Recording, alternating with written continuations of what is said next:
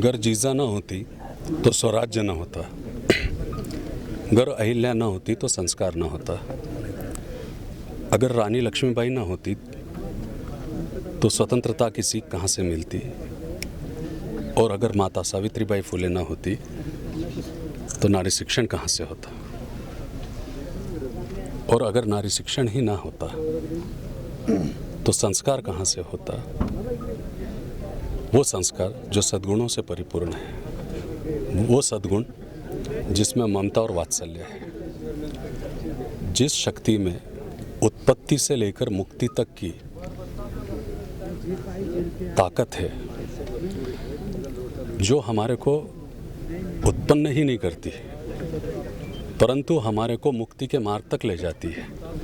अर्थात जन्म के साथ संस्कार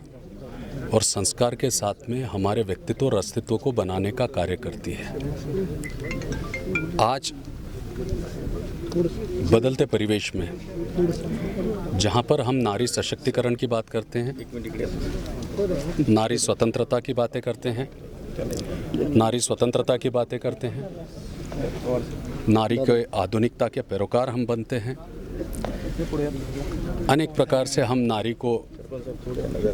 विकास में जोड़ना चाहते हैं, आरक्षण के माध्यम से हम उनको बराबरी का दर्जा देने की बात करते हैं, समानता के अधिकार की बात करते हैं,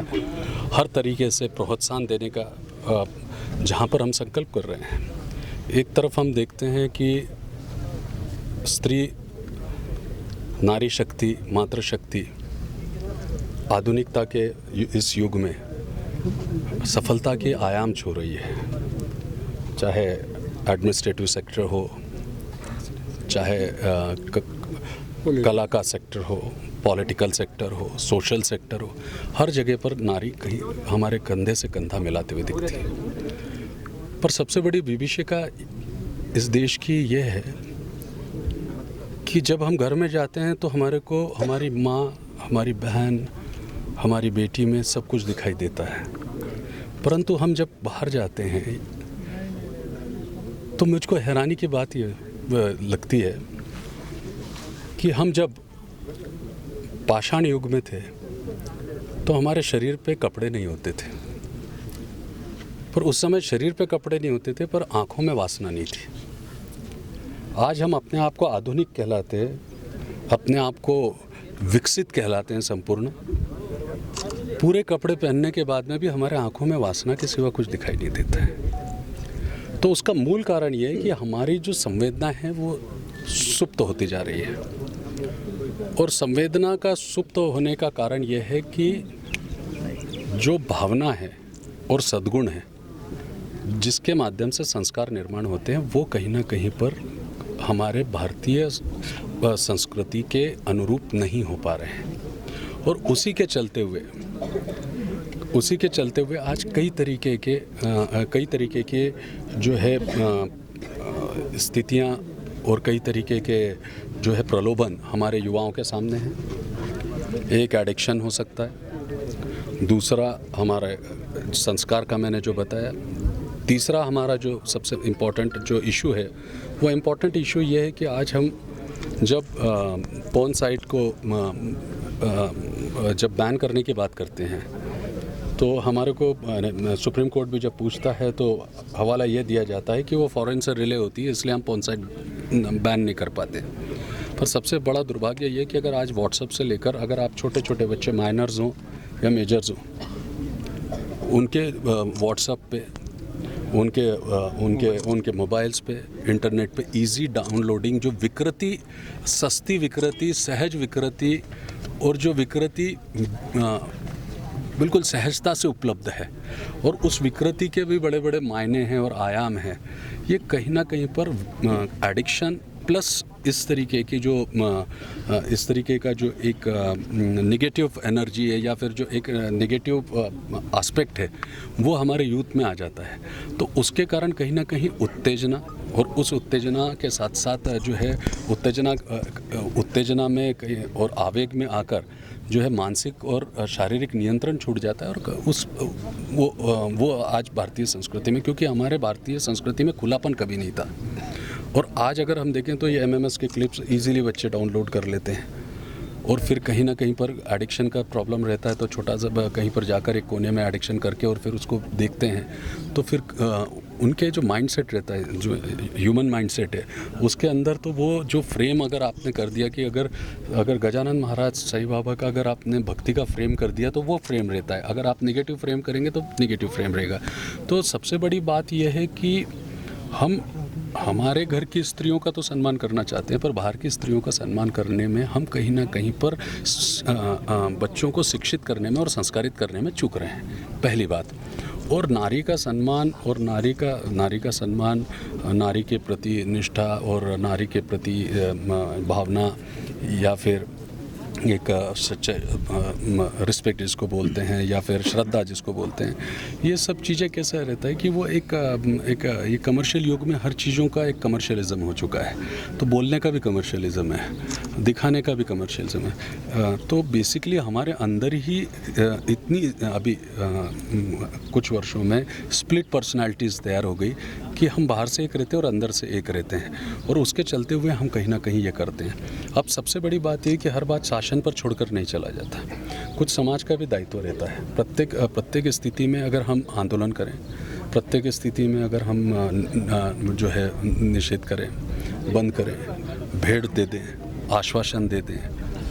आपस में बहस कर लें, सख्त से सख्त सज़ा की मांग कर लें, तो क्या इससे की समस्या सुलझ जाएगी? कल यहाँ था, नागपुर में, कुछ दिन पहले जलगांव में, कहीं हरियाणा में, तो हर जगह पे तो वो हो रहा है। और सबसे दुर्दैव बात यह है कि अब जो हो रहा है वो माइनर गर्ल्स के साथ में बहुत ज़्यादा हो रहा है। और पहले अगर आप देखेंगे जो रेप या फिर रेप का जो विक्टिमाइजेशन था, या फिर जो रेप का जो पैटर्न था, वो पहले 1 to 1:1 मैक्सिमम हुआ करता था, पर पिछले कुछ दिनों से इसी टाइप के कुछ चलते हुए मुझको लगता है कि कुछ नेगेटिव साइट्स के चलते हुए आज अगर आप देखोगे तो ग्रुप गैंग रेप्स की वारदातें ज़्यादा बढ़ती जा रही है। तो ये एक बहुत बड़ा चिंता का विषय है। और टारगेटिंग कौन है? माइनर गर्ल्स हैं, वो दूसरा चिंता का, जो हमारे भारतवर्ष का भविष्य है, जो भारतवर्ष का भविष्य, जिस देश में गंगा को माँ के रूप में पूजा जाता हो, जिस देश में गाय को माँ के रूप में पूजा जाता हो, जिस देश में भूमि को माँ के रूप में पूजा जाता हो, जिस देश में ग्रंथ को माँ के रूप में पूजा जाता हो, जिस देश में संत को भी माँ के रूप में पूजा जाता हो, उस देश में एक माँ का इस तरीके से अपमान होना, ये एक बहुत बड़ी शोकांतिका है और एक भारतीय सभ्य समाज के लिए, विकसित समाज के लिए एक कलंक है। एक तरफ धार्मिक आयोजनों की बाढ़ बढ़ती जा रही है, मठ बढ़ते जा रहे हैं, मंदिर बढ़ते जा रहे हैं, पर उतनी ही ताकत से नैतिक और मूल्यों का भी पतन होते जा रहा है। तो हमको ये सोचना चाहिए कि इस तरीके की घटनाओं के बाद में हमारे देश में धर्म है क्या वाकई में, या अध्यात्म है क्या? अध्यात्म तो चेतना जागृत करने के लिए है, धर्म हमारे को जीवन जीने की आदर्श आचार संहिता देने के लिए। तो उसी लिए एक धर्म का पालन करने के लिए एक बहन के ऊपर जब संकट आया है, तो मैं जानता हूँ मैं पूरे देश को नहीं सुधार सकता, पूरी व्यवस्था नहीं बदल सकता, पर मैं एक आइडल या फिर एक उदाहरण सामने रख सकता हूँ। और उसी के चलते हुए मैंने ये कहा कि जो हमारी जितनी भी अभी जो हो गया बस है, पर कम से कम एक एरिया को सिलेक्टिव तरीके से हम इस तरीके से प्रॉपर तरीके से मैकेनाइज तरीके से साइंटिफिकली तरीके से मैनेज करेंगे, ताकि हमारी बेटियों को हम किस तरीके से सुरक्षित रख सकें। घर से जब जाएं तो सुरक्षित रहे, घर से आएँ तो सुरक्षित रहे, और घर में आने और जब तक वो घर नहीं आती तब तक उनके माता पिता को उनके बरोबर लोकेशंस के साथ साथ जो है उनके अटेंडेंस से लेकर एवरीथिंग उनके पास में अपडेट रहे। रूरल सेक्टर में ये घटनाएं ज़्यादा इसलिए होती है, ग्रामीण चाहे हरियाणा हो, चाहे गुजरात हो, चाहे मध्य प्रदेश ले लीजिए, बिहार ले लीजिए, हर जगह घटना होती है, पर वहाँ पर ये घटनाएँ ज़्यादातर इस तरीके से होती है रूरल सेक्टर में कि अगर आप देखेंगे तो कहीं ना कहीं पर ड्राई लैंड है, कहीं पर जो है बैरन लैंड्स हैं, कहीं पर जंगल हैं, कहीं पर नदी है, और जो स्कूल्स हैं वो 3 किलोमीटर दूर है, 4 किलोमीटर दूर है, फैसिलिटीज़ प्रॉपर है नहीं। तो फिर अब जैसे रहता है कि कुछ जो बच्चियां हैं, जो बिटियां हैं, वो 4-5 जो फास्ट हैं, चंचल है, वो तेज़ी से 5 के ग्रुप में एक साथ चलने लग जाती हैं, कई 2 के ग्रुप में चलती हैं, कोई धीमी रहती हैं तो वो अकेली रह जाती है। तो इनको बहुत ऑब्जर्विंग करके प्रॉपर तरीके से टारगेटिंग किया जाता है, क्योंकि टारगेटिंग किया जाता है। तो इसलिए हमने ये सोचा कि सबसे पहले शुरुआत ये की जाए कि हम स्कूलिंग के माध्यम से हम जो है 4 बसेज अभी दिए। 4 बसेज में 25-25 की कैपेसिटी है। 5 किलोमीटर का एवरेज स्कूल का पड़ता है पास में। पुलिस पटेल साहब से लेकर सबने इसमें बहुत सहयोग दिया है, और इवन जो माता जी हैं उन्होंने भी उसको स्वीकारा है अध्यक्ष बनने के लिए आप सबके प्रयासों से। और दूसरी सबसे बड़ी बात इसमें यह है कि हमने सीसीटीवी कैमरा से लेकर आपका computer monitoring plus GPRS plus उसके अलावा जो है मैसेजिंग अलर्ट्स हैं, एवरीथिंग मींस जितने भी लाइब्रेरी हैं, ये एक बनाया। ये एक हमने 4 दिया है, 2 इस पर्टिकुलर एरिया के लिए और 2 बीड़ जिले के लिए 2, और 1 उस्मानाबाद में मैं दूंगा। तो ऐसे अभी 5 करके हम शुरुआत करके सबसे पहले इसमें महिला आरक्षक रहेंगे। अब दूसरा हमने एक डिसीजन ये लिया है, पठारी इलाका है और पिछड़ा इलाका है, हर चीज़ अब हम शासन के भरोसे पर नहीं छोड़ सकते। मेरा ये मानना है, हमेशा से मैं यही मानते आया हूँ। तो इसलिए अब हम सब लोगों ने मिलकर निर्णय लिया है कि हम यहाँ पर कंट्रोल रूम खोल रहे हैं एक, और कंट्रोल रूम का हम कनेक्टिविटी पूरे 30-40 गांव जो हैं उस पर हम देंगे। हमारे पाटिल साहब से पूरी बात हुई है, और जितनी भी हमारी विधवा बहनें हैं और परित्यक्ता बहनें हैं उनको हम उसमें जॉब दे रहे हैं। और प्रत्येक जो है वो गर्ल के साथ में, प्रत्येक बिटिया के साथ में वो इंट्रैक्शन करेंगी, उनके साथ रिकॉर्ड रखेंगी, उनसे पूछेंगी, काउंसलिंग करेंगी कि कोई उनको परेशान कर रहा है, कोई चेज़ कर रहा है, कोई उनको मैसेजिंग कर रहा है, या फिर कोई लोग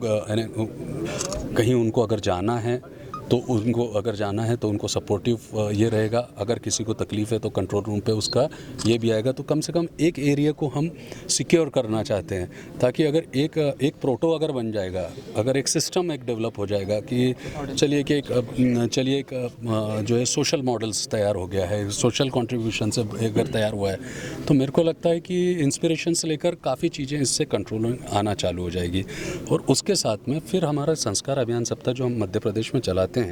उसके काफ़ी अच्छे रिजल्ट्स हैं। बेसिकली वो एक मोटिवेशनल प्रोग्राम है। आप इंसान का स्वभाव नहीं बदल सकते, पर इंसान की जो साइकोलॉजी है उस साइकोलॉजी को इम्पैक्ट ज़रूर दे सकते हैं। तो उस इम्पैक्ट को आप अच्छे कल्चर के साथ दे सकते हो। तो उस साइकोलॉजी में नेशन, सोसाइटी, ह्यूमैनिटी और फैमिली, अब फैमिली के साथ में जो हमारा जो कंसेप्ट है कि how to respect others, how to give respect to others, how to give respect to everybody, ये उसमें बहुत अच्छे ढंग से हम जो है ये सूर्योदय संकल्प के सूर्योदय अभियान के माध्यम से जो है ये जो है संस्कार अभियान माध्यम से अब ये स्कूलों में हम चालू करके करने वाले हैं इसको।